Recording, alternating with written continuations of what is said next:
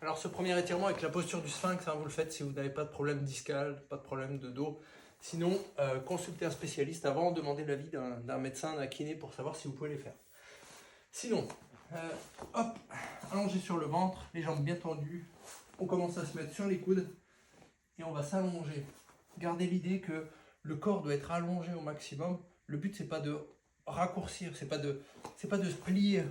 Le but c'est pas de se plier comme ça, le but c'est de s'étirer vers l'avant et de monter. D'accord? La démonstration, je me mets comme ça, je m'allonge, donc je tire sur mes bras un petit peu pour m'allonger. Et je vais chercher un petit étirement au niveau des grands droits, là, au niveau des abdos, que je vais tenir comme ça pendant 30 secondes. Ensuite, on redescend doucement. On peut s'allonger, on met les mains au niveau des épaules. Et là, on va faire la même chose. Alors, on les met un peu plus loin si c'est difficile. Selon votre niveau, vous mettez les mains par ici pour faire la même chose. Ou plus proche, si vous avez la possibilité d'aller faire le sphinx comme ça. Extrait également de la méthode Mackenzie, si certaines d'entre vous connaissent. Ça, c'est le premier étirement, assez intense, on va dire, au niveau des grands droits. Donc, n'allez pas trop loin, n'allez pas chercher la déchirure, n'allez pas forcer. C'est juste sentir cet étirement. Vous faites 30 secondes et ensuite, une deuxième fois, 30 secondes. Et c'est tout. Ensuite, vous pouvez vous allonger éventuellement, vous allonger sur le dos et rajouter cet étirement-là de grandissement.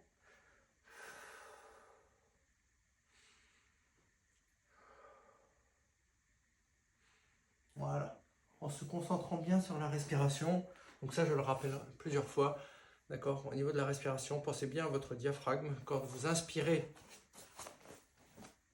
les poumons se gonflent, le diaphragme descend et donc on va avoir tendance à gonfler le ventre à l'inspiration et à l'expiration.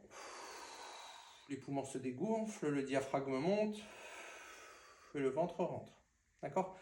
Pour tous les exercices d'abdos, pensez également, pour solliciter votre périnée, à bien le sentir avant de faire l'expiration. Donc vraiment, avant de faire l'expiration, donc vous inspirez, vous contractez votre périnée, vous sentez comme cette retenue d'envie de faire pipi, et vous expirez fort. Et là, vous allez travailler profondément vos muscles abdominaux qu'on a envie de faire pendant tout ce challenge. Voilà, si vous voulez rajouter un étirement selon aussi ce qu'on a fait, si vous avez travaillé les obliques pendant la séance, vous pouvez également vous tenir assise comme ça, croiser une jambe par-dessus l'autre, l'attraper avec le coude opposé, vous tenir bien droit, donc bien se relever, poser la main derrière, bien tendue, et là, à ce moment-là, quand la colonne, le dos est bien aligné, bien droit, vous le faites pivoter comme ça, en allant chercher de la rotation. Et à ce moment-là, vous allez étirer les muscles obliques opposés. En vous concentrant bien, à chaque expiration, tentez d'aller un tout petit peu plus loin, mais sans jamais aller dans la douleur.